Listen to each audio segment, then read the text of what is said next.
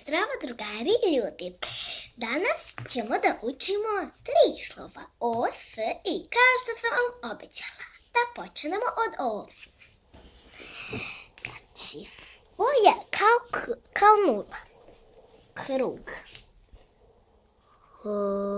Hop. Hop. I to je veliko O. A sada ćemo malo. Isto. Hop, hop. Nije krug, nego neka elipsa, kao jaje. S je kao pola. Hop. Ovako. I onda se malčice drugačije od O. Ja malo mislim da je slično. Neki stavljaju i ovako ovdje crtu. I sada malo je isto. Hop, hop. Eto te. A sada I. Nekoga zbunjuje. Kada pišete latinicom, to je N. Mislim, na drugačiji način.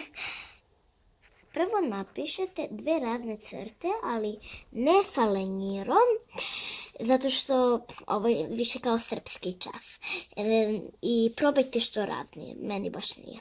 Kada idete sa ove strane op, to je N na latinici, a mi učimo ćirilicu i onda je to hop. Meni je malo široko, sad ću da vam pokažem na malom.